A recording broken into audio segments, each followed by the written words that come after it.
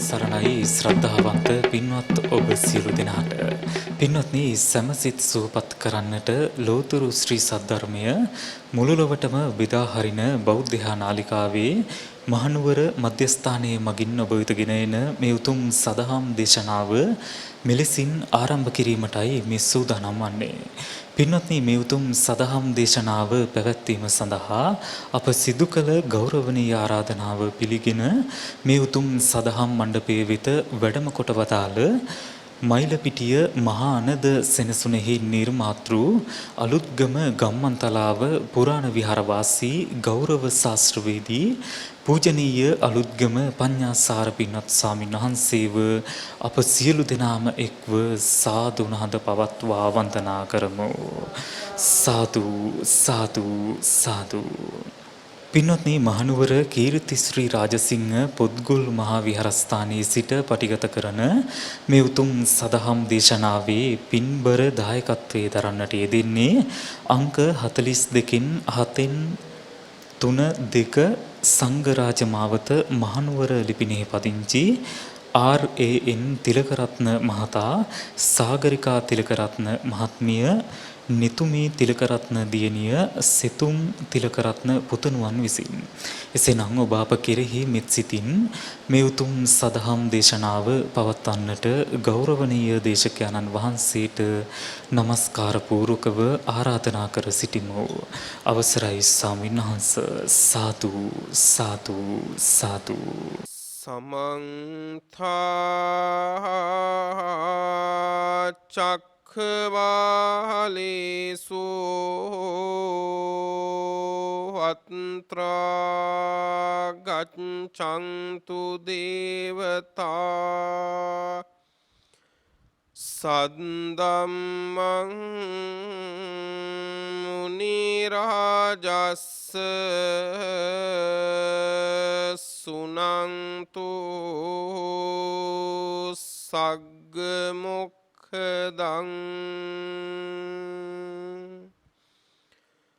ධම්ම ශ්‍රවණ කාලෝ අයං භදන්තා ධම්ම ශ්‍රවණ කාලෝ අයං භදන්තා ධම්ම ශ්‍රවණ කාලෝ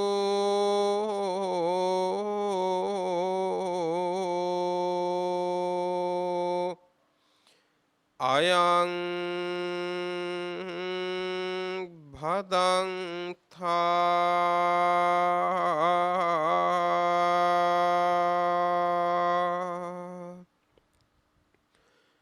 නමෝ තස්ස භගවතු අරහතු සම්මා සම්බුද්දස්ස නමෝ තස්ස භගවතු අරහතු සම්මා සම්බුද්දස්ස නමෝ තස්ස භගවතු අරහතු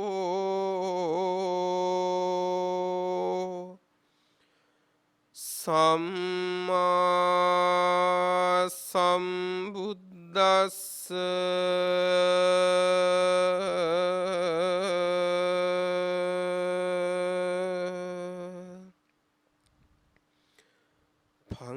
පංචමේ භික්ඛවේ චේතසෝ විනිබන්ධාති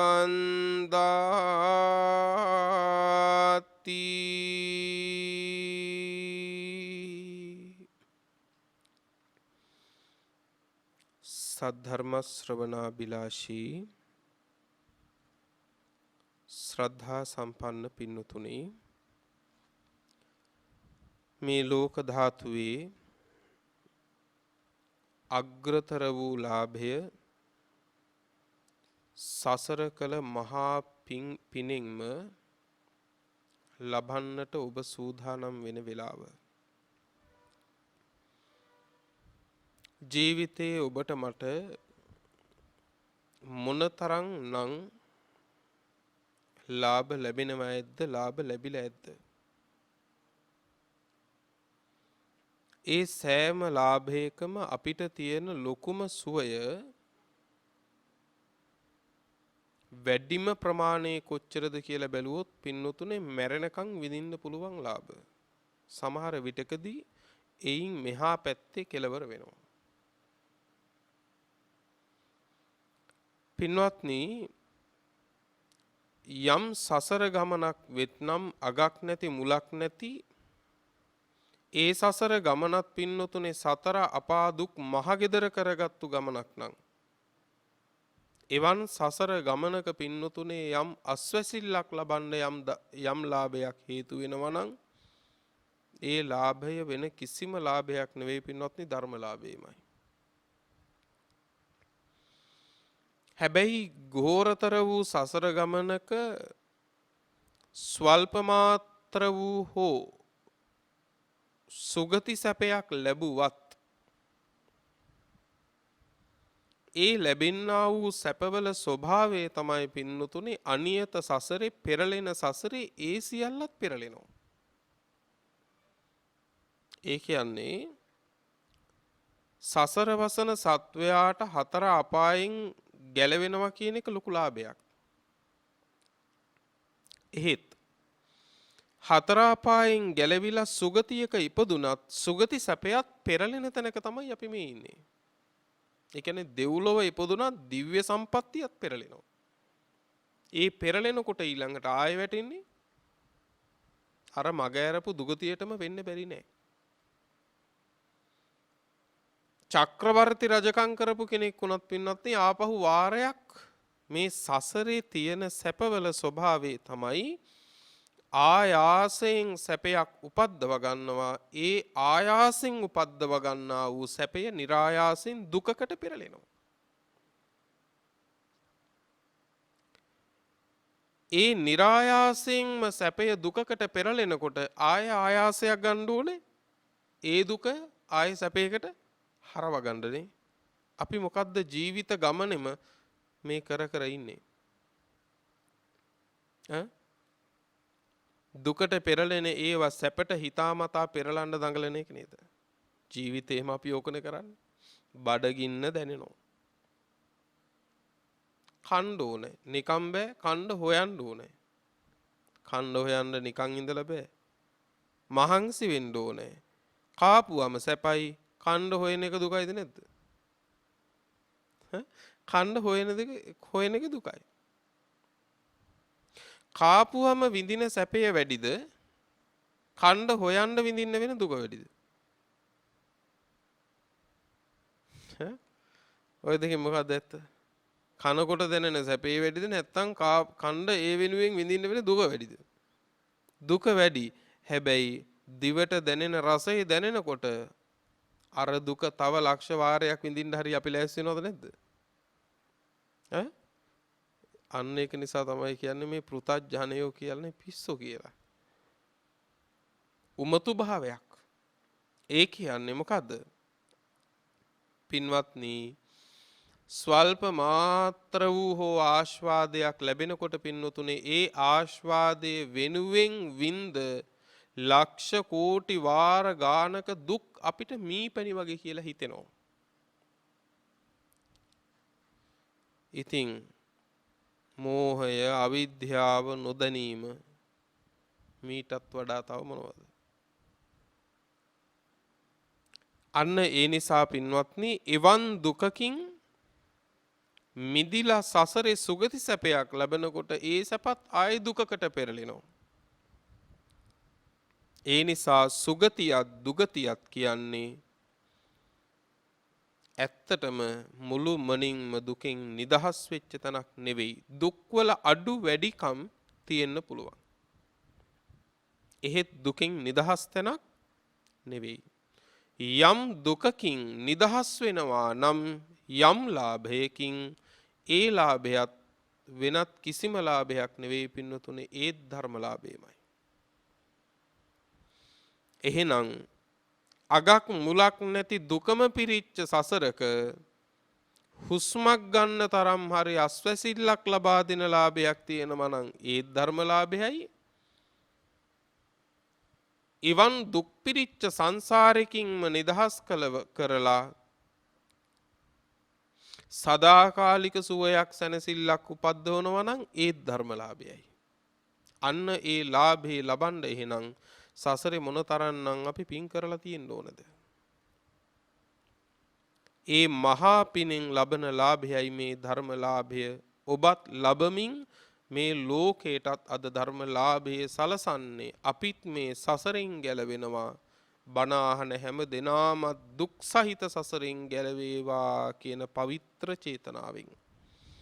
එය එසේම වේවා කියන ප්‍රාර්ථනා ඇති කරගෙන සියලු දෙනාම පින්වත්නි තාම ගෞරවයෙන් ධර්ම ශ්‍රවණය කරමු. පින්වත්නි අපිට මේ ලැබිලා තියෙන්නේ අගනා අවස්ථාවක්. රජ කෙනෙකුගේ ජේෂ්ඨ පුතෙක්, රජ කෙනෙකුගේ වැඩිමහල් පුතෙක් කාරණා කීපයක් සම්පූර්ණ වුණොත් පින්වත්නි රජකම ප්‍රාර්ථනා කළාට කමක් නැහැ. මොනවද ඒ කාරණා? එකක් තමයි මේ ජේෂ්ඨ පුත්‍රයා මව්පසින් පියපසින් පිරිසිදු වෙන්න ඕනේ. රජකම ලැබෙන්නේ එහෙම වුණොත් නේ. මව්පසින් පියපසින් පිරිසිදු වෙන්න ඕනේ. කුල පරම්පරා 7ක් පිරිසිදු වෙන්න ඕනේ කියනෝනේ. එහෙම වුණොත් රජකම මේ රාජකුමාරයා ජේෂ්ඨ පුත්‍රයා ප්‍රාර්ථනා කළාට කමන්නේ. දෙක, ඒ ජේෂ්ඨ පුත්‍රයා සසරේ පින් නැති කමක් නිසා පින්නතුනේ අතපය විකල වෙලා සිහි විකල් වෙලා ඉපදුනොත් රජකම් පතන්න පුළුවන්ද? ඒක කරන්නත් බෑ. එහෙනම් මේ ජේෂ්ඨ පුත්‍රයාගේ අඟ පසඟ බොහෝම පිරිපුන්ව පරිණතව තියෙනවා නම් පින්වත්නි එවන් පුත්‍රයෙකුට රජකම පතන්න පුළුවන්. රජෙකුගේ වැඩිමල් පුතා. ඒ වගේම තමයි අතපය හොඳට තිබ්බ වුණත් මහා අලසෙක් නම් ඉගෙනගත්තු ශිල්ප ශාස්ත්‍රයක් නැත්තම් කඩු ශිල්පයක් බැරි නම් දුනු ශිල්පයක් බැරි නම් කිසිම ශිල්ප ශාස්ත්‍රයක් බැරි නම් එවන් ජේෂ්ඨ පුතෙක් රජකම ප්‍රාර්ථනා කළත් වැඩක් නැහෙනේ. ඉතින් මෙන්න මේ වගේ කාරණා සම්පූර්ණ වුණොත් එහෙම රජ කෙනෙකුගේ ජේෂ්ඨ පුතෙකුට රජකම ලබන්න පුළුවන්, ප්‍රාර්ථනා කරන්න පුළුවන්.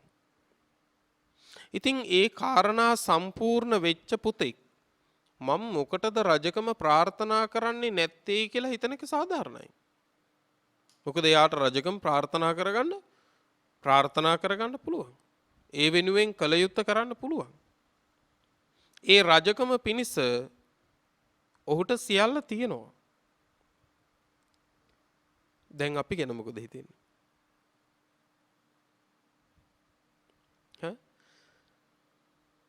පින්වත්නි දුර්ලභ මනුස්ස භවය අපි ලබලා තියෙනවා.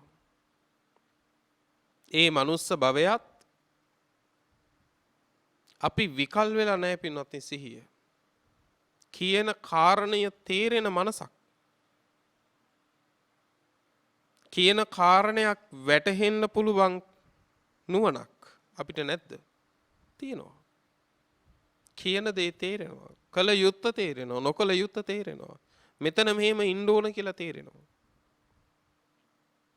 ඒ විතරකුත් නෙවෙයි, මනුෂ්‍ය භවයක් ලැබුවත් බුදු කෙනෙක්ගේ ධර්මයක් නොලැබුණොත් ඒ මනුෂ්‍ය භවයේ පින්නතුනේ අනතුරක තියෙන්නේ සම්පත්තිය විපත්තියට පෙරලෙනවා. සම්පත් විපත් වලට පෙරලෙනවනේ පින්වත්නි. හරියට අවකාශය ලැබුණේ නැත්තන්නේ. ඒ කියන්නේ මනුස්ස භවයක් ලැබිච්ච කෙනෙකුට ධර්මය නොලැබුණොත් තිරිසනෙකුට කරන්න බැරි අකුසල් කරන්න බැයිද? කරන්න පුළුවන් පින්වත්නි. දැන් තිරිසංගත සත්වයේ ස්වකීය මව් සත්වයා මැරුවා කියලා ඒක අනන්තරීය කර්මයක් වෙන්නේ නැහැනේ. නමුත් ඒ තිරිසං භවයෙන් නිදහස් වෙලා පින් කරලා මනුස්ස භවයකට ආවට පස්සේ ඒ මනුස්ස භවයකට ආවට පස්සේ ධර්මයේ මුණ නොගෙහි පින්නතුනේ අම්මා මැරුවොත් තාත්තා මැරුණොත් ඒක ආනන්තරික කර්මයක්. ඒ කර්මය කරගත්තට පස්සේ තථාගතයන් වහන්සේ නමකකින් බණ ඇහුවත් ඒ භවයේ තුල ධර්ම අවබෝධයක් නම් වෙන්නේ ඒ ආනන්තරීය කර්ම කරගන්න පින් ඇති මනුස්ස භවයකට වෙන්න ඕනද නැද්ද? වෙන්න ඕනේ. බලන්නකෝ සම්පත්තියම විපත්තියකට පෙරලෙන හැටි. අන්න ඒ වගේ පින්වත්නි අපිත් මේ මනුස්ස භවයේ ලබාගෙන බුද්ධෝත්පාදයක් මුණ ගැහිලා ඉන්නේ. කිසිම පැත්තකින් අනාථයෙක් නොවි සනාථයෙක් වෙන්න ਸਰවාකාරින් පිරිසිදුව වදාළ ධර්මයක් මුණ ගැහිච්ච වෙලාවක් මේ.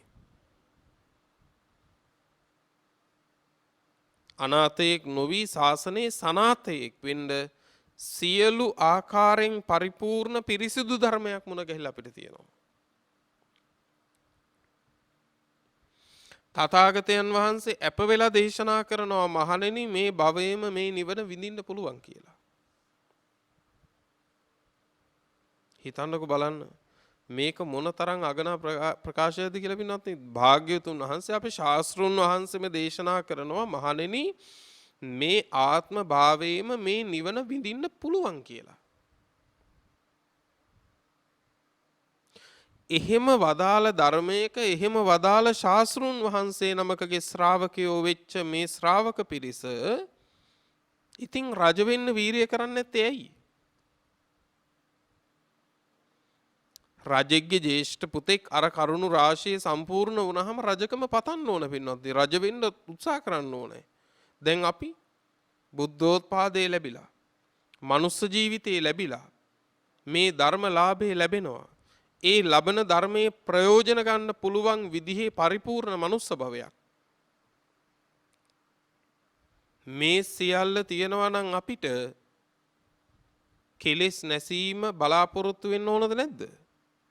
කෙලෙස් නැසීම කියන එක අපි බලාපොරොත්තු වෙන්න ඕන. මම කවද්ද මේ සසර ගමන ඉවර කරන්න කියලා. මම කවද්ද මේ දුකෙන් ගැලවෙන්නේ? මම මේ දුකෙන් නිදහස් වෙන්නේ කවද්ද කියලා අපි ඇත්තටම පින්වත්නි හරිනම් වීරිය කරන්න ඕන, ප්‍රාර්ථනා කරන්න ඕන. නේද? නැත්තම් සියලු කරුණු සම්පූර්ණ වෙලා රජ නොවි මැරිච්ච පුතෙක් වගේ පින්වත්නි අපිට මොකද වෙන්නේ? සසරේ ඔය ලැබිච්ච දුර්ලභ සම්පත්තික පින්වත්නි මෙතන කෙලවර කරගෙන සම්බුද්ධ ශාසනයේ අනාථය කළ ජීවිත කෙලවර කරනවද නැද්ද? ජීවිත කෙලවර කරනවා. එනිසා මේ ලාභේ ලබා ගන්න පින්වන්ත ඔබ සියලු දෙනා මහත් උත්සාහයක් දරන්න. අපිට මේ ලාභේ ලැබිය හැකි පින්වත්නි. මේ ලාභේ ලැබිය හැකි. වැදගත්ම කාරණේ ඇත්තටම මේක ලබන්න පුළුවන්ද කියලා තර්ක කරන එක නෙවෙයි. වැදගත්ම කාරණය ලැබිය හැකි කියන බුද්ධ වචනය අදහාගෙන පිරිය යුතු පිළිවෙත අප්‍රමාදීව පුරණ එක තමයි පින්වත්නි කළ යුතු. පැහැදිලි නේද? කොළඹට යන්න ඕන නම් දවල් 12 වෙනකොට යන්න පුළුවන්ද බැරිද කියලා කල්පනා කරන එකට වඩා වටිනවා පින්නතුනේ ඒ මොහොතේම පිටත් වෙන එකනේ. තව මොහොතක් හරි පමා නොකර ඒ මොහොතේම පිටත් වෙලා අතර මගදිවත් පමා නොවි අලස නොවි ඉක්මනින් ගියොත් අපිට බැරි වේද යන්න? යන්න පුළුවන් වෙයි. නමුත් මෙතන ඉඳලා කල්පනා කළ පමණින් ඒක වෙන්නේ නැහැ. භාවනාවෙත් එහෙමනේ.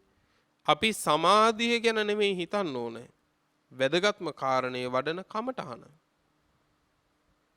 කමඨහන වඩනකොට සමාධිය කොයි වෙලාවෙ ලැබෙයිද, සමාධිය කොයි වෙලාවෙ ලැබෙයිද කියලා බලාපොරොත්තු වෙනවා නම් ඒකෙන්ම තමයි සිත විසිරෙන්නේ.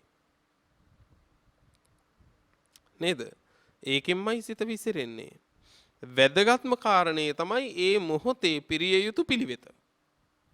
උදල්ලක් අරගෙන එක දිගටම උදළු ගාන ගොවියෙක් මේ උදල්ල කවදා ගෙවෙයිද මේ උදළු මිට කවදා ගෙවෙයිද කියලා හිතන්න ඕනේ නැහැ. නමුත් යම් දවසක තේරෙයි තමන්ගේම අත්වල පහරට උදළුමිට ගෙවිලා. හැබැයි ඊයේ කොච්චරක් ගෙවුනද පෙරේදා කොච්චරක් ගෙවුනද ගිය සතියේ කොච්චරක් ගෙවුනද කියලා දන්නවද? එහෙම දන්නේ නැහැ. නමුත් ගෙවිච්ච දවසට ගෙවුනා කියලා දන්නවද නැද්ද? ගෙවුනා කියලා දන්නවා. අන්න ඒ වගේ මේ කෙලෙස් ධර්ම දුරු කරගන්න වීරිය කරගෙන කෙලෙස් ධර්ම දුරු කරනකොට ඊයේ මෙච්චරක් කෙලෙස් ධර්ම දුරු වුණා පෙරේදා මෙච්චරක් කෙලෙස් ධර්ම දුරු වුණා කියලා අපි දන්නේ නැහැ. නමුත් මේ සියලු කෙලෙස් ධර්මයන් දුරු වෙච්ච දවසට එදාට තේරෙනවා මං කළ යුත්ත කළා. නැවත කළ යුත්තක් නැහැ. මං සියලු කෙලෙස් දුරු කළා කියන වැටහීම පින්වත්නි එදාට එනවා. ඒ නිසා මේ ශාසන ප්‍රතිපදාවේ අප්‍රමාදීව පින්වත්නි පිරිය යුතු පිළිවෙත පුරන්න මේ මොහොත අපි උපයෝගී කරගත යුතුමයි. මේ මොහොත නැවතින්නේ නැහැ. පින්වත්නි සම්මා සම්බුදුරජාණන් වහන්සේ දේශනා කළා මේ පිළිවෙත පුරන්න මේ නිවන අරමුණු කරන්න හරියට රජෙකුගේ ජේෂ්ඨ පුතෙක් රජකම ප්‍රාර්ථනා කරනවා වගේ මේ ලැබිච්ච අගනා මොහොතේ මේ දුක් කෙලවර කිරීම සියලු කෙලෙසුන්ගෙන් සිත මුදා ගැනීම පිණිස මේ ප්‍රතිපදාව පුරද්දී ඒ සඳහා වීර්ය පවත්වා ගන්නට වීරිය වඩන්නට නොහැකි වන්නා වූ කාරණා තියෙනවා 5ක්. මේවට කියනවා චේතසෝ විනිබන්ධා කියලා. සිතේ බැඳ ගැනීම තියෙනවා 5ක්. සිතේ තියෙනවා බැඳ ගැනීම 5ක් පින්වත්නි. ඒක හරියට මොන වගේ දෙයක්ද? අපි හිතමු දැන් රජකමට සුදුසු ජේෂ්ඨ පුතෙක්. මේ රජකමට සුදුසු ජේෂ්ඨ පුතා දුනු ශිල්පත් ඉගෙනගෙන කඩු ශිල්පත් ඉගෙනගෙන අතපයත් හොඳට තියෙනවා මව්පස පියපසත් පිරිසිදුයි ඔක්කොම හරි. නමුත් මේ පුතා සල්ලාලයෙක් නා නේද? එතකොට එයාට රජකම පිණිස යන්න බෑ. ඇයි මෙයාගේ සිත වෙනත් නොබැඳිය යුතු තැනක බැඳිලා. නේ? ඒ රජ කුමාරයා පින්වත්නි නින්දේ ඇලිච්ච කෙනෙක් නා. නින්දේ ඇලිච්ච කෙනෙක් නම් රජ වෙන්න පුළුවන්ද? රජ වෙන්න බෑ. රජ වුණොත් අපිත් ඉවරයි. නින්දේ ඇලුණු රජෙක් නම්. එහෙම බෑ. එතකොට අන්න ඒ වගේ පින්වත්නි තවත් සමහර අය ඉන්නවා පින්වත්නි තමන්ගේ රසය ඇලිලා ආසාවන්. නේ? අනුන්ගේ ජීවිත බිලි දීලා හරි තමන්ගේ සැප සම්පත් සාදා ගන්නව නම් ඔහුත් රජකමට නුසුදුස්සෙක්. අන්න ඒ වගේ පින්වතුනේ අපිත් මේ දුක් කෙලවර කිරීම ප්‍රාර්ථනා කළාට බලාපොරොත්තු වුණාට ඊට ය아가න්න බැරි වෙන සිතේ බැඳ ගැනීම තියෙනවා 5ක්. මේක සඳහන් වෙනවා අංගුත්තර නිකායේ නවක නිපාතයේ. අංගුත්තර නිකායේ නවක නිපාතයේ පින්වත්නි සතිපට්ඨාන වර්ගය කියලා වර්ගයක් තියෙනවා. එහි සූත්‍රයක් තියෙනවා පින්වත්නි විනිබන්ධ සතිපට්ඨාන සූත්‍රය. විනිබන්ධ සතිපට්ඨාන සූත්‍රය.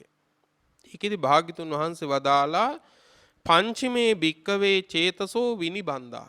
මහණෙනි සිතේ බැඳ ගැනීම තියෙනවා 5ක්. සිතේ බැඳ ගැනීම, දැඩිව බැඳ ගැනීම. හරියට මොන වගේද? අපි හිතමු ඊටාම ගැඹුරට හාරපු වලක හිටවනවා යම්කිසි කණුවක්. ඒ කණුවේ ලණුවක් ගැට ගහලා ඒ ලණුව ගවයෙක්ව ඒ ලණුවක ආධාරයෙන් අර කණුවේ ගැට ගහනවා. මේ කණුව හෙල්ලෙන්නේවත් නැහැ. යම්කිසි ගවයෙක් පින්වත්නි රැහැනකින් මේ කණුවට ගැට ගහලා තියෙනවා. එහෙම වුණාම මේ ගවයට මොකද වෙන්නේ? කන්න පුළුවන් ලණුවේ දිගට තියෙන තරම් දේවල් විතරයි. එතනින් එහා පැත්තේ තමයි අලුත වැඩිච්ච අලුත හැදිච්ච නිල් තනකොළ තියෙන්නේ. හැබැයි එහෙම තිබුණත් තියෙන බව පෙනුනත් ගවයාට මේ ටික කන්න බෑ. ඇයි ඒ? බැඳිලා ඉන්නවනේ. මේ ගවයා දැඩිව බැඳිලා ඉන්නවා. හැබැයි අර ලනුපට කැපුවොත් යම් තාක් වූ අලුත් තනකොළ වෙත්නම් මේ ගවයාට සිත් වූ පරිද්දෙන් ඒ සුවය විඳින්න බැයිද? විඳින්න පුළුවන්. දැන් අපි ওই දෙකෙන් අයිති කොයි කොටසද? අපි අයිති පින්වත්නි ලනුපට කපපු ගවයන්ටද නැත්නම් ලනුපටෙන් හිර කරලා ගැට ගහපු ගවයන්ටද? ගැට ගහපු ගණීටනේ. ඒ නිසා මොකද හිතෙන්නේ? කැරකි එක තැනම නේද කන්නේ? ඈ එක ටිකමයි මේ කන්නේ. ඒ කාපු ටිකට එහා පැත්තේ තමයි මේ හොඳම දේ තියෙන්නේ කියලා අපි දන්නවා. සරියුත් මහරහතන් වහන්සේ ගැන කියනකොට, මුගලන් මහරහතන් වහන්සේ ගැන කියනකොට, රාහුල මහරහතන් වහන්සේ ගැන කියනකොට අපිට හිතෙනවා මෙතනින් එහා පැත්තේ නේනම් හොඳම ටික තියෙන්නේ කියලා. ඒත් මොකද වෙන්නේ? ඒත් අපි බැඳිලා ඉන්නවා ගැලවෙන්න බැරි විදිහට නේ. අන්න ඒ බන්ධනය කඩාගෙන පින්වත්නි නිවන් සුවය විඳින්න කම් සැපයෙන් එතර වෙලා මේ කාරණා ටික වටහා ගන්න එක ඊටාම වටිනවා පින්වත්නි. පළවෙනිම කාරණය තමයි, පළවෙනිම සිතේ බැඳ ගැනීම තමයි මේ බැඳ ගැනීම පහට අහු වුණොත් තස්ස චිත්තං නමති ආතප්පාය. ඒ ශ්‍රාවකයාගේ හිත කෙලෙස් තැවීම පිණිස නැමෙන්නේ නැහැ පින්වත්නි.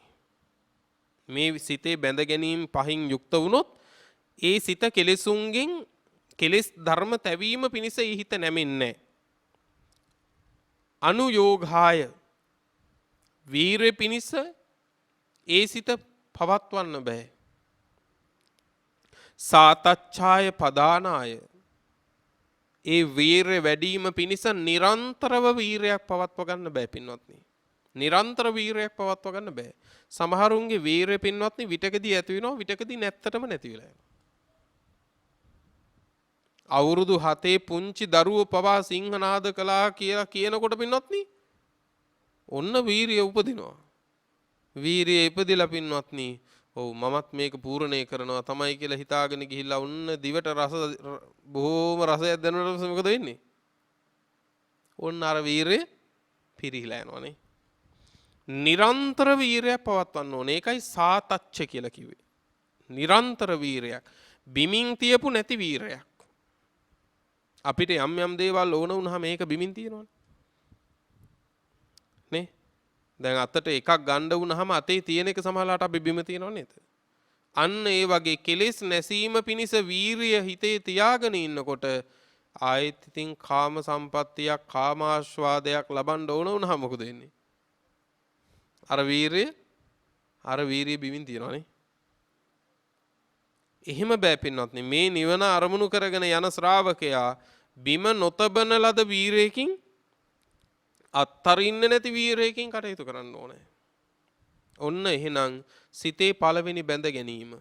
පළවෙනි එක තමයි යම් කිසි කෙනෙකුගේ පින්වතුනේ සිතෙහි කාමේසු අවීතරාගෝ, කාමයේහි දුරු නොකරපු ආසාව තියෙනවා නම්, කාමයේ කෙරෙහි තියෙන ඇලීම දුරු කරලා නැහැ. කාමයේ කිව්වම කාමයන් වර්ග දෙකයි.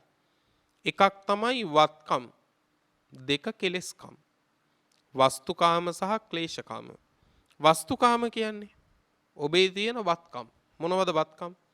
ගේ දුර, ඊඩ කඩන්, යාන වාහන, කනකර, මිල මුදල, දරු මල්ලු ඔක්කොම වත්කම් නෙනේ, පිරිවර.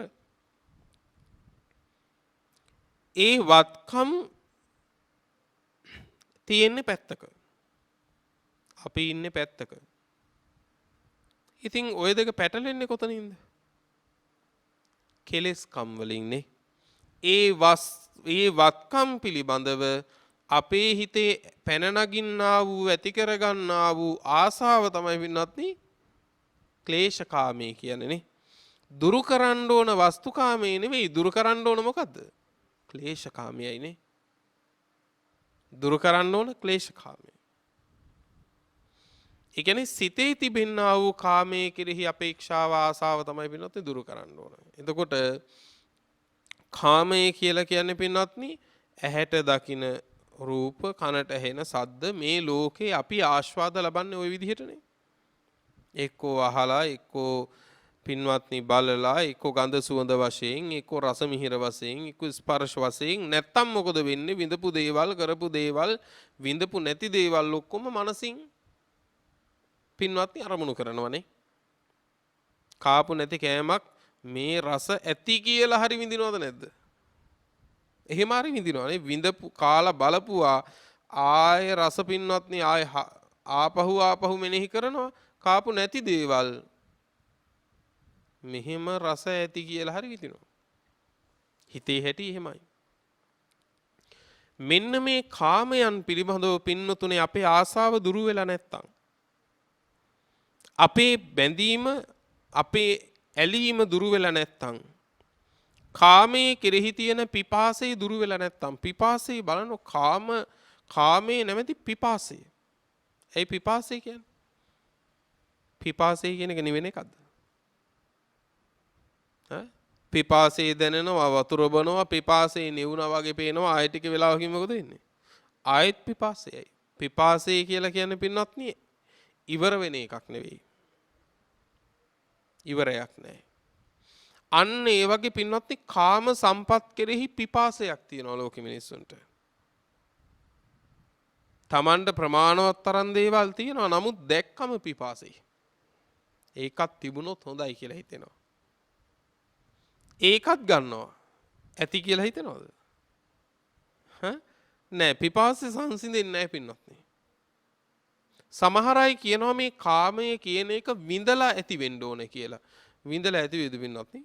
වනයක් කහලා ඉවර ඇතිද?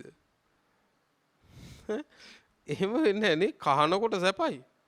ඊට පස්සේ තමයි දැවිල්ල එන්නේ නේ. දැවිල්ල එනකොට ආයෙ මොකද කරන්නේ? ආයෙ කහනවා. ඒ නිසා මේ කාමය කියන්නේ විඳලා ඉවර කරන්න පුළුවන් එකක්. එහෙම එකක් නෙවෙයි පින්නතුනේ. මේක පිපාසයක්. ඊළඟට කියපේනවා පින්නතුනේ අවිගත පරිලාහෝ. දැවීම ඉවර වෙලා නැත්තම් කාමයේ කෙරෙහි. පින්වත්නි කාමයේහි ඇලිච්ච ගැලිච්ච බැඳිච්ච පින්වත්නි පුද්ගලයාට ඒ සිත කෙලෙස් නැසීම පිණිස නමනවා කියලා එකක් නම් කරන්න බෑ පින්වත්නි. වීරය වැඩෙන්නෙම නෑ පින්වත්නි. නිවන පිණිස මේ ශ්‍රාවකයා යොමු වෙන්නෙම නෑ, පිහිටන්නෙම නෑ. කාමයේ කෙරෙහි තියෙන ආසාව දුරු කරගත්තේ නැත්තම්. ගිහි ඔබටත් එහෙමයි, පැවිදි අපිටත් එහෙමයි. අපිටත් කාමයේ තියෙනවා. මොනවද අපිට තියෙන කාමයේ? ඇයි පිණ්ඩපාත? චීවර? සේනාසන? නේද? එහෙම ඇලෙන අවස්ථා තියෙනවා. දැන් කෝකාලික හාමුදුරුවෝ, මේ කියන්නේ දේවදත්ත හාමුදුරුවන්ගේ පාර්ශවයේ ඉඳපු මහා කෝකාලික හාමුදුරුවෝ නෙවෙයි. චූල කෝකාලික හාමුදුරුවෝ. කෝකාලික හාමුදුරුවෝ කියන්නේ සිටුවරයෙක්ගේ පුතෙක්. සිටුවරයෙක් කියන්නේ මොනතරම් කෝටි ගණන් ධනෙ තිබුණු කෙනෙක්ද? ඒ සිටුවරයා තමයි පුතාට පන්සල හදලා දුන්නේ. මොනතරම් ධනයක්ද? සිටු සම්පත් දාලා ආපු මේ කෝකාලික හාමුදුරුවෝ අන්තිමේදී අපවත් වෙලා කොහෙද වැටුනේ? ජීවමාන බුදුන් දවස වැටිනුව පින්නතුනේ පදුම කියන නිරයට. මොකක්ද කාරණේ? දායකයන්ගෙන් ලැබෙනා වූ ප්‍රත්‍ය කෙරෙහි, ප්‍රත්‍ය කියන්නේ සිවුරු පිරිකර දානමාන, ඒවා කෙරෙහි ආසාවෙන් සැරියුත් මුගලන් දෙනමට පින්නතුනේ ආක්‍රෝෂ පරිභව කිරීමේ වරද. ආර්යෝපවාදේ. මොකක් නිසාද කළේ? දායක කාරකාදීන්ගෙන් ලැබෙන දානමාන සිවුරු. සිටුවරයෙක් සිටු සම්පත් දාලා යාවේ. සිටු සම්පත් දාලා ඇවිල්ලා අනුන් දෙන දානෙට මානෙට සිවුරට පින්නතුනේ ඇලිලා නිරේට වැටුණා කියනකොට හිතන්න බලන්න මේ සිත් පෙරලෙන හැටි. නැතිනම් ඊට වඩා සම්පත් ගිහි කාලේ යාට තිබුණනේ. සිටුවරේ කිව්වම. තමන්ටම හිමි වෙච්ච සිටු සම්පත් අතෑරියා. ඒ අතෑරලා පැවිදි වුණාට පස්සේ අනුන්ගේ දානෙට ඇලුනා. අනුන්ගේ පිරිකරයට ඇලුනා. සැරියුත් මුගලන් දෙනමට ආර්යෝපවාදය කරලා පින්නතුනේ පදුම කියන නිරේට වැටුනේ. බලන්නකො මේ කොච්චර අසීරු කාරණයක්ද මෙතනින් හිත ගැලවුනේ නැත්තන්නේ. කාමය විඳිනකොට සැපය වගේම තමයි පින්වත්නි ඒ කාමයේ කෙරෙහි තියෙන ආසාව දුරු කරගත්තේ නැතිනම් පින්වතුනි අපි මූණ පාන අනතුර අතිශය බිහිසුණුයි පින්වත්නි. අතිශය බිහිසුණුයි. ඊළඟ කාරණේ කියනවා පින්වත්නි තමන්ගේ කය කෙරෙහි තිබෙන්නා වූ ජීවිතයේ කෙරෙහි තිබෙන්නා වූ ආසාව අතහැරගත්තේ නැත්තම් ඔන්න දෙවෙනි බැඳ ගැනීම. තමන්ගේ කය කෙරෙහි ජීවිතයේ කෙරෙහි තියෙන ආසාව මේ ශාසනයේ සැබෑ වීරයක් ආරම්භ කරන කෙනා පින්වතුනේ තමන්ගේ ආත්ම භාවය පිළිබඳව තිබෙන්නා වූ ආසාව පවා දුරු කරගෙන නිවන කෙරෙහි කැමැත්ත පිහිටුව ගන්න ඕනේ. ඒක නිසා තමයි අතීතයේ ස්වාමින් වහන්සේලා පින්වතුනේ මහ පර්වත මුදුනට නැගලා නැගපු ඉනිමන් පෙරලලා එක්ක බඩගින්නේ අපවත් වෙනවා නැත්තම් වීරිය කරලා මගඵල ලබනවා කියලා පින්නතුනේ ජීවිත ආසාවත් අත්හැරලා වීරිය ආරම්භ කළේ. කොච්චර වීරයක් තියෙන්න ඕනද එහෙම වෙන්න? ඒ වීරයේ අපේ වීරයේ සසඳනකොට නේද? ඒ වීරයේ අපේ වීරයේ සංසන්දනය කරනකොට පින්වත්නි අපි මේ ශාසනයේ කොතනද ඉන්නේ කියලා අපිට හිතා ගන්න පුළුවන් නේද?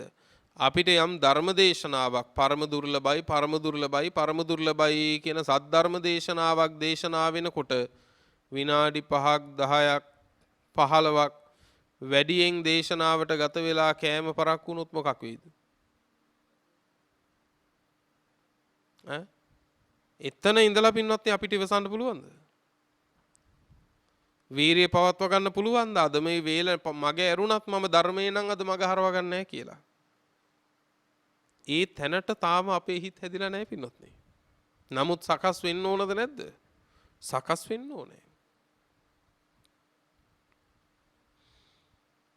ඊළඟට කියනවා රූපේහි තිබෙන්නා වූ ආසාව, රූපයේ කෙරෙහි තිබෙන්නා වූ ඇලීම, රූපයේ කෙරෙහි තිබෙන්නා වූ පිපාසය දුරු කරලා නැහැ. කොයි වෙලාවෙත් හැඩ කරන එක ලස්සන කරන එකම නම් ජීවිතේ. මේ කියන්නේ හැඩ කරන්න එපා ලස්සන කරන්න එපා කියන කාරණේ නෙවෙයි. බාහිර අලංකරණේ නිවනට බාධාවක් නෙමෙයි. නමුත් බාහිර අලංකරණය තුලින් නිවන් දකින්න බෑ. ඒ දෙකක්නේ. බාහිර අලංකරණේ කියලා කියන්නේ නිවනට බාධාවක් නෙමෙයි. නමුත් බාහිර අලංකරණයම කර කර හිටියා කියලා ඒකෙන් නිවන් දකින්න බෑනේ. ඒ නිසා එය ඉක්මනින් ඉවර කරගෙන ඊළඟට ශාසන ප්‍රතිපදාව පුරන්න ඕනද නැද්ද?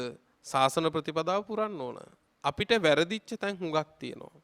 එකක් ඉන්න තැන් හදන්න වැඩි කාලයක් ගත කරපු අපි මරණාසන්නයේ වෙනකොටත් හිත හදාගන්න කාලයක් නැතුවනේ ඉන්නේ. ලෝකේ සාතිශය බහුතරයක් ගෙවල් හදන්නේ අපිට ඉන්න නෙවෙයි. කාට ඉන්නද? දරුවුන්ට ඉන්න. හැබැයි සබ්බේ සංඛාරා අනිච්චාති කියනවා. සියල්ල අනිත්‍යයි කියලා. සියල්ල වෙනස් වෙනවා කියනවා. වෙනස් වෙනකොට අපිට තේරෙන්නේ නැත්තේ ඇයි අපි හදපුවා දරුවන්ගේ කාලේ වෙනකොට වෙනස් වෙනවා කියලා. ඵලයක් නැති වෙහෙසක් පමණක් ඇති පාරක නෙමෙයිද අපි ඉන්නේ. ඵලයක් නැති වෙහෙසක් ඇති. එහෙම පාරක ඉන්නේ. නමුත් සැබවින්ම විය යුත්තේ පින්නතුනේ මේ මොහොත පවත්වන්න අපි පහසුකම හදා ගන්නවා. එතනින් පස්සේ තමන්ව ගලව ගැනීමේ ක්‍රියාන්විතයකින් ඕනනේ. අපි සමහර විටකදී අවුරුදු 20න් පටන් ගන්නවා. 20 කියන්නේ අන්තන් දැනුම් තේරුම් එන කාලේ වැඩප්පලක් කරගන්න. එතනින් පටන් අරගෙන 60 70 වෙනකන් ගෙවල් හදලා පින්නතුනේ හිත හදන්න බලනකොට පින්නත්නි හිත හදන්න කාලයක් නැහැ. අන්තිමේදී ජින්න කොංචාව ජායන්ති කීන මච්චේව පල්ලලේ. හිඳිච්ච විල ළඟ මාළුව කන්න බලාගෙන ඉන්න දි รา පත් වෙච්ච කොස්වාලිහිනියා වගේ. ඒ විලේ වතුරත් නැහැ මාළුවොත් නැහැ. දැන් වෙන විලකට ඉගිලිලා යන්නත් බෑ. ඒ නිසා හැම වෙලාවකදීම පළවෙනි දේ තමයි අවශ්‍යතාවය සපුරා ගන්න ඉක්මනින්.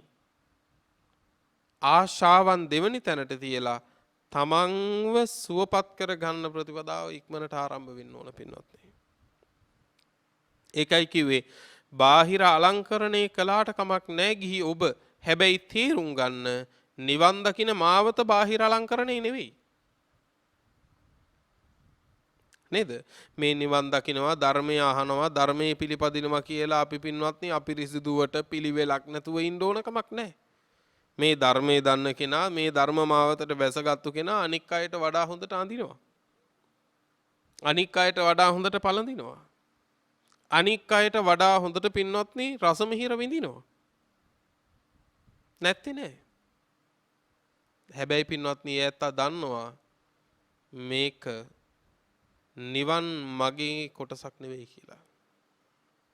ලෝකේ ජීවත් වෙනකොට පවතින ඕන ක්‍රමයක් තියෙනවා පින්වත්නි. ඊළඟ කාරණේ කියනවා පින්වත්නි සිතේ බැඳ ගැනීමක්. මොකද්ද? හොඳටම කනවා. හොඳටම කනවා කියන්නේ පමණ ඉක්මවා කනවා. පමණ ඉක්මවා කාලා පෙරලි නිදනවා. ඔන්න සිත බැඳ ගන්න ඊළඟ කාරණේ. සිත කෙලෙස් දුරු කරන්න නම් නැමෙන්නෙම නැහැ පින්වත්නි. ඔබ අඩුවෙන් කාපු ආරත් ඇති. බැරි අමාරුවෙන් හරි වැඩියෙන් කාපු ආරත් ඇතිනේ නේ. එහෙම අවස්ථාවක් ඇතිනේ. ওই දෙකෙන් සැපයක් පහසුවක් තිබි කවදද? අඩුවෙන් කාපු ආරකනේ. අඩුවෙන් කාපු ආරක.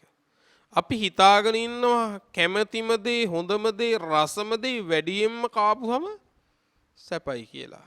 සැපයිද? නෑ පින්වත්නි. මහා දුකයි. මහා පුදුම විදිහේ වෙහෙසක්.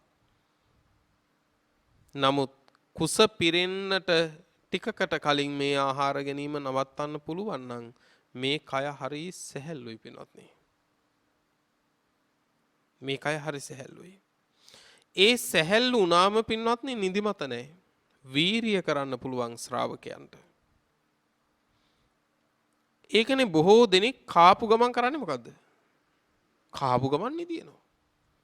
ඇඳේ පෙරලිලා නිදාගත්තේ නැතත් ඉඳගෙන හරි නිදිනවා. බලන්න කොච්චරනම් වීරිය පිරිහීමක් තියනවද කියලා පින්නත්. ප්‍රමාණයට ආහාර අරගෙන පින්නතුනේ පොතක් හරි කියවන්න පුළුවන් නම් ධර්ම පුස්තකයක් හරි ඒක ලාභයක්. ඒක ලාභයක්. එතකොට ප්‍රමාණය ඉක්මවා කාලස් නින්දෙහි ඇලෙන එක මේ නිවන පිණිස වීරිය පවත්වන්න බැරි වෙන ඊළඟ සිතේ බැඳ ගැනීමක් පින්වත්නි. අපි මේවා හිතන්නේ.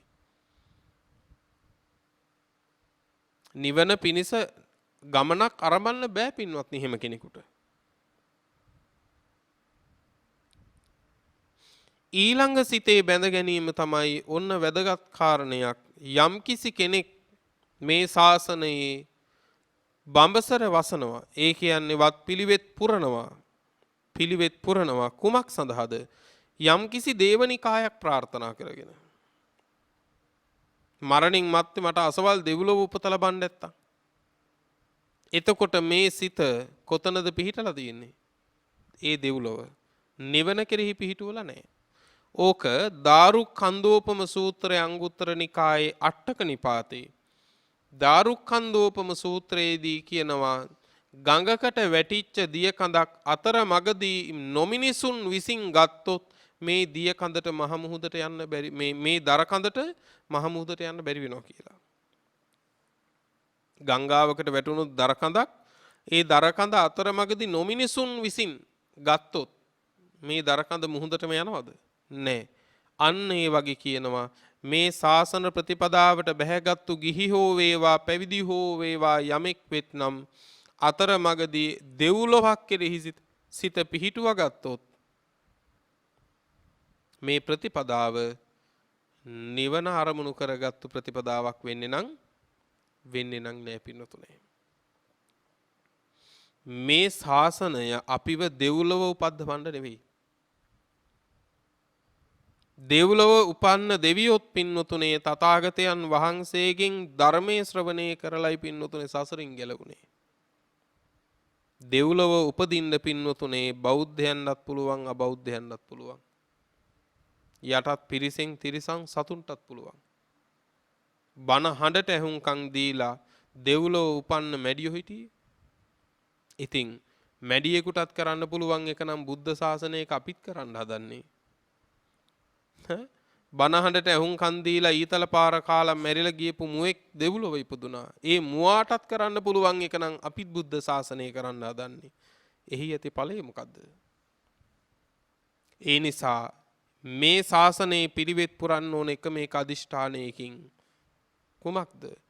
තව පියවරක්වත් මේ සංසාරේ ඉස්සරහට නොතියන්න. තව එකදු පියවරක්වත් මේ සංසාරේ ඉදිරියට නොතියන්න ඉක්මන් භවයකදීම මේ සසර ගමන ඉවර කර ගන්නම අපේක්ෂාවෙන් පින්වතුනේ නිවන කෙරෙහිම සිත පිහිටුවාගෙන පින්වත්නි පිළිවෙත පුරන්න ඕනේ. මේ සියලු දේ මේ සිතේ බැඳ ගැනීම සියල්ල දුරු කරන්නට නම් වැඩි යුතුව තියෙන්නේ පින්වත්නි කුමක්ද? වැඩි යුතුව තියෙන්නේ කාරණා හතරයි. ඒ කාරණා හතර තමයි සතර සතිපට්ඨානය. කායානුපස්සනාව, වේදනානුපස්සනාව, චිත්තානුපස්සනාව සහ ධම්මානුපස්සනාව. මේ සතර සතිපට්ඨානයන් වඩනකොට කායානුපස්සනාව වඩන කෙනෙක් ඔහුගේ සිතේ පින්නතුනේ කාමයේ කෙරෙහි ආසාවක් පවතින ක්‍රමයක් නැහැ. ධම්මානුපස්සනාවෙන් නීවරණ ධර්ම දුරු කරන කෙනෙකුගේ කාමච්ඡන්දේ කියන මේ සිටිවිල්ලවත් කාමයේ කෙරෙහි තිබෙන්නා වූ ආසාවවත් පින්නතුනේ පවත්වා ගන්නේ නැහැ තව දුරටත්. ඊළඟට පින්නතුනේ මේ කායානුපස්සනාදී සතිපට්ඨානයන් වඩන ශ්‍රාවකයෙක් දෙව්ලොවක් පතාගෙන පින්නතුනේ සතිපට්ඨානය වඩන්නේ. ඒකනේ ඒකායනෝ අයම් භික්කවේ මග්ගෝ කියන්නේ. මේක නොවරදින මාවතක්, නිවන පිණිස වූ එකම මාවතක්.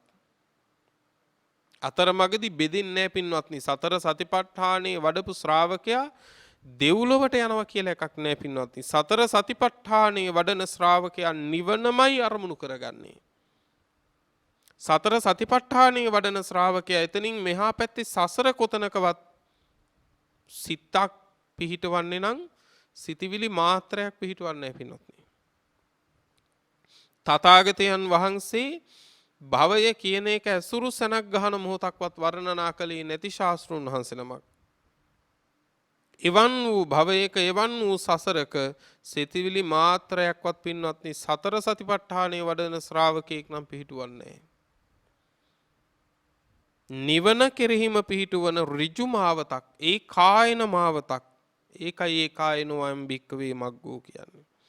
ඒ නිසා මේ කියන්නා වූ සිතේ බැඳ ගැනීම පහ දුරු කරගත්තු යම් ශ්‍රාවකයෙක් වෙත්නම් ඒ ශ්‍රාවකයා සියලු දුක් කෙලවර කිරීම පිණිස සුදුස්සෙක්.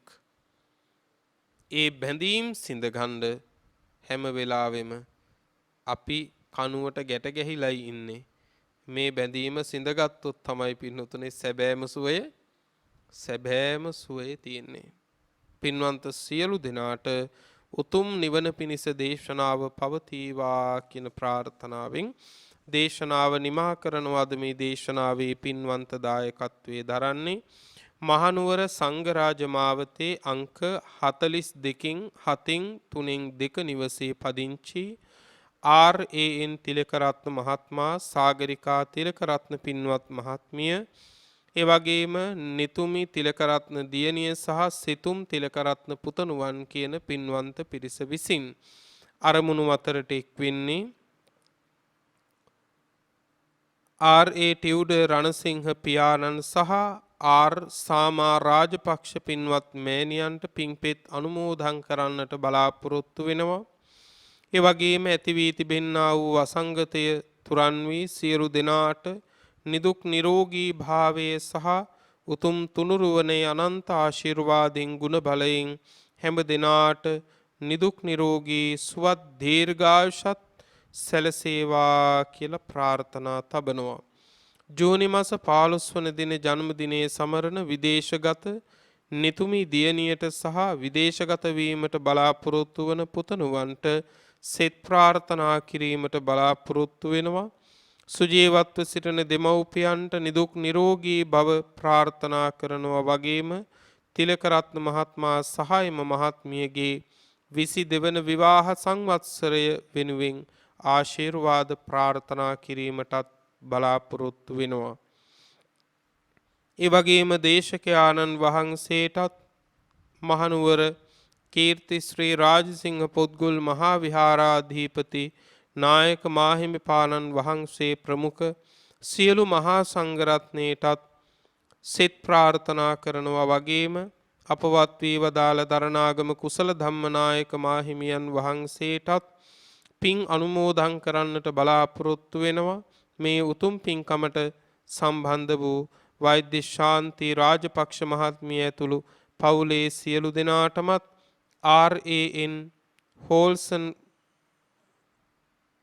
RAN හෝල්ඩින් කාර්ය මණ්ඩලයටත් සියලුම ඥාති හිත මිත්‍රාදීන්ටත් සෙත් ප්‍රාර්ථනා කිරීමටත් බලාපොරොත්තු වෙනවා. පින්වතුනි, අරමුණු පරමාර්ථ පරිද්දෙන් රැස් කරගත් උදාර කුසල ධර්මයෝ නමින් මියගිය හැමට අනුමෝදන් කරමු. සියල්ලෝ පින් අනුමෝදන් වීමෙන් සැපවත් වෙත්වා. ප්‍රාර්ථනීය බෝධියකින් නිවනින් සැනසෙත්වා කියලා සාදු කියලා පින් අනුමෝදන් කරමු.